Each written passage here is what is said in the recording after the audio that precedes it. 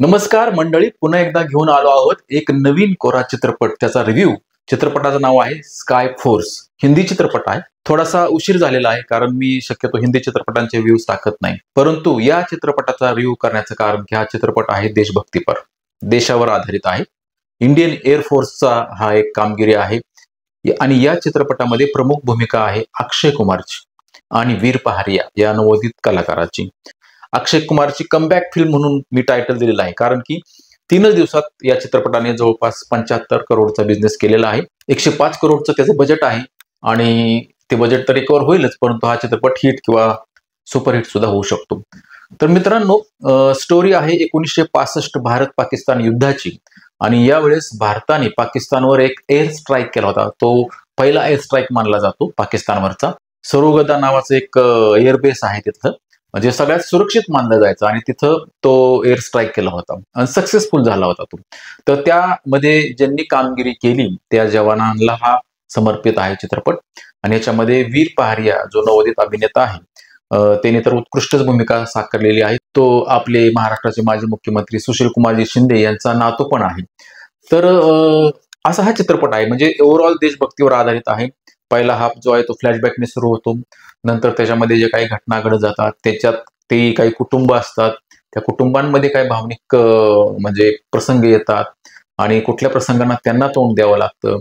आणि आपले वीर जवान, त्याच्यामध्ये प्रामुख्याने अक्षय कुमार आणि वीर पहारिया दाखवलं, ते कशा पद्धतीने पुढे जाऊन तो एअर स्ट्राईकला अंजाम देतात किंवा पूर्णत्व देतात, ही सगळी स्टोरी त्याच्यामध्ये आलेली आहे। असा एक चित्रपट मागच्या वर्षी पण आला होता, फायटर नावाचा, ऋतिक रोशनचा, तो पण सुंदर चित्रपट होता।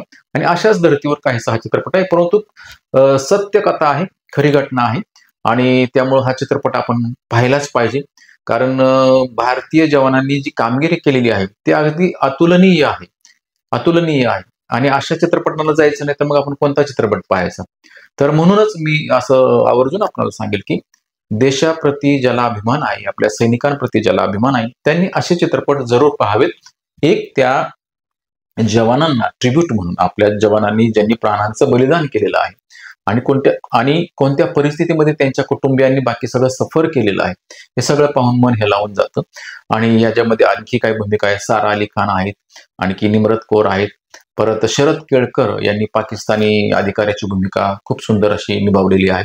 आणि हा सगळा घटनाक्रम आणि शेवटी जे खरे त्याच्यामध्ये आपले जे जवान होते त्या युद्धामध्ये किंवा त्या एअर स्ट्राईक मध्ये, त्यांचे खरे फोटोग्राफ्स दाखवले आहेत। त्याच्या वेळेस एक सुंदर गाणं चालू राहतं, ए मेरे वतन के लोगो, ओरिजिनल लता मंगेशकर यांचं जे गाणं आहे ते, आणि अगदी मन भारावून जातं।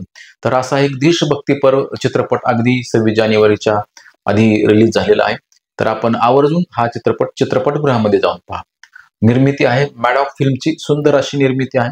मॅडॉक फिल्म आपल्याला माहिती आहे की मॅडॉकने याच्या आधी स्त्री, स्त्री 2, मुंजा, आणखी भेडिया, याच्या आधी लुका छिप्पी, हे सगळे हिट चित्रपट दिलेले आहेत। त्याच्याच रांगेतला हा एक हिट चित्रपट, परंतु त्याचा जॉनर जो होता पूर्वीचा तो थोडासा हटके करून त्यांनी देशभक्तीला प्राधान्य दिलेलं आहे, हे मला त्यांचं आवडलेलं आहे। असेच काही चित्रपट त्यांनी पुढील काळामध्ये आपल्या जे हिरोज आहेत त्यांच्यासाठी काढावेत असं मला वाटतं।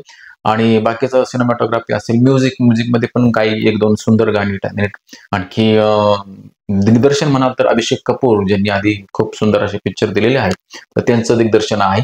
आणि ओव्हरऑल मला असं वाटतं की अक्षय कुमारचा 5 वर्षानंतरचा जो हिट चित्रपटांचा दुष्काळ पडलेला होता तो पूर्ण झालेला आहे।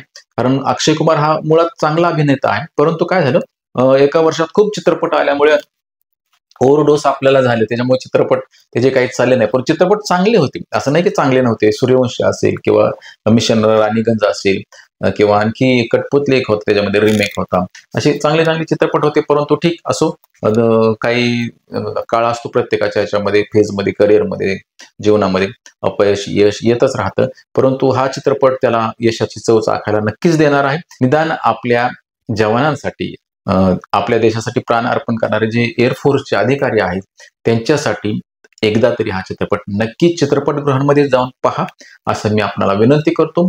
आणि या चित्रपटाला मी एकतर आर्मी बेस्ड चित्रपट आहे, एअरफोर्सवर आधारित चित्रपट आहे, त्यामुळे स्टारिंग तर त्याचं मी करत नाही, परंतु फुल स्टार 5 स्टार मी त्याला देतो। आणि नक्की पहा। धन्यवाद।